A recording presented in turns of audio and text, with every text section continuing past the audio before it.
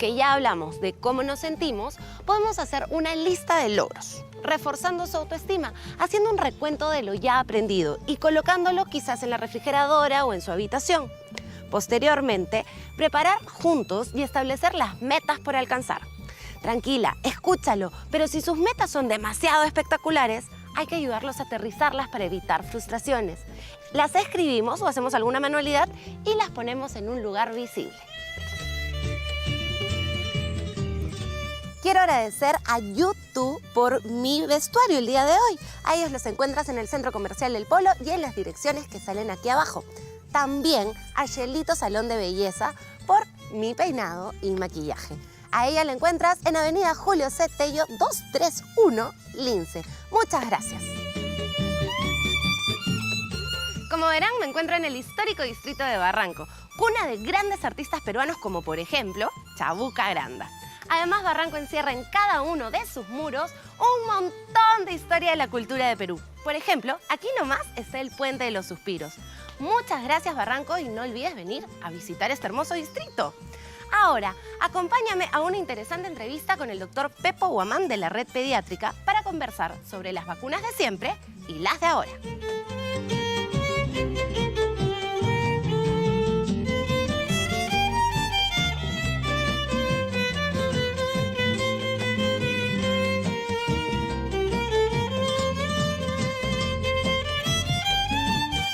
Las vacunas de siempre y las de ahora. ¿Qué tal? Un tema muy interesante, ¿cierto? Por eso he venido a buscar al doctor Pepo Guamán para hacerle las preguntas necesarias. ¿Y dónde? Aquí, en la Red Pediátrica, en donde tus hijos están en las mejores manos.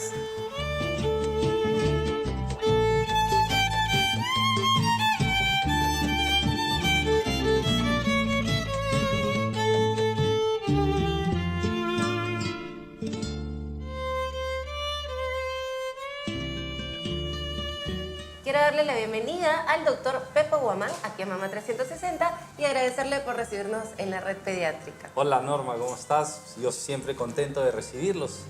Encantado. El tema de hoy, las vacunas, las de siempre y las de ahora. Vamos a empezar, si nos hace una introducción, con qué son las vacunas y por qué son importantes. Bueno, las vacunas son medicamentos biológicos que promueven la formación de defensas frente a algunas enfermedades que queremos proteger.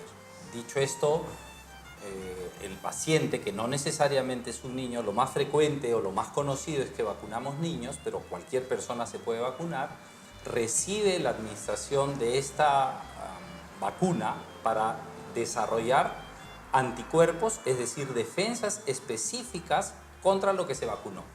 Me explico, si te vacunaste contra el virus de la hepatitis A, tu cuerpo va a desarrollar defensas, anticuerpos, contra el virus de hepatitis A. De manera que cuando te enfrentes eventualmente al virus, tu cuerpo tenga cómo defenderse y no te dé la enfermedad o sea una enfermedad muy banal. Me parece que es como entrenar a nuestro cuerpo a defenderse de dicha enfermedad, ¿no? Es una manera interesante de presentar. Práctica. Sí, sí, sí. Y yo no sabía que se podía vacunar a los adultos y a los incluso adultos mayores. Claro, lo que ¿cierto? pasa es que la vacunación es más, reconocida cuando el niño nace, se le ponen vacunas a partir de los 2 meses hasta más o menos el año y de ahí hay refuerzos a los 4, 5, 6 años. Y de pronto las personas están más interesadas en proteger al bebé pensando que solamente él se va a enfermar. Pero, por ejemplo, las vacunas también se pueden vacunar a adultos mayores, a personas de la tercera edad, contra neumonía, por ejemplo, en fin, contra influenza. La idea es que la vacunación es una forma de protección. ¿Por qué es importante vacunar a las personas? Porque de esa manera tenemos la certeza de que esas personas vacunadas van a ser inmunes frente a una serie de enfermedades que potencialmente pueden ser mortales.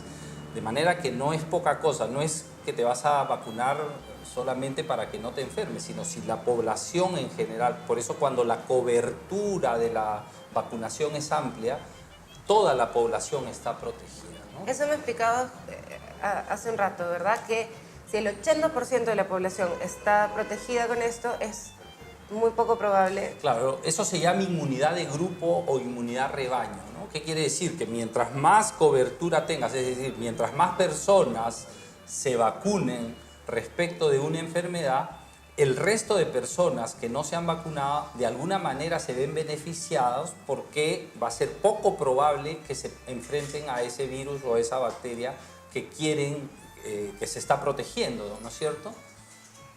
¿Por qué? Si es, o sea, entiendo perfectamente, ¿no? Si es tan bueno, no solo para uno mismo, sino para el grupo, ¿por qué hay esta línea antivacunación? Bueno, es una buena pregunta que yo no sé exactamente cómo responderla. Sí tengo algunas precisiones que creo que deben quedar en todos tus televidentes. Es que todos los movimientos antivacunas no tienen ningún sustento científico para demostrar lo que ellos promueven. Segundo, que no vacunar a los niños o a las personas supone que de alguna manera están siendo susceptibles de enfermar contra enfermedades, insisto, que pueden ser mortales. Tercero, que todo lo que se ha dicho respecto de vacunas, lo malo que se ha dicho, entre comillas, lo malo, insisto, no hay ninguna evidencia científica que lo sustente. Por el contrario, el mensaje que nosotros le damos a los pacientes es que el niño, hablando de niños, pero en general a la población, el niño debe ser vacunado, sea en forma privada, sea en el Ministerio de Salud, porque esa es una pregunta que hacen mucho en la práctica diaria los pacientes. ¿Por qué lo vacuno en forma privada o por qué lo vacuno en la posta o en el centro de salud? La respuesta es, la idea es que se vacune donde usted decida. De hecho, el Estado peruano ha hecho un esfuerzo muy grande y en los últimos años la cartilla de vacunación de los niños ha crecido enormemente, sí, protegiéndolos de forma gratuita. No hay razón para no vacunar.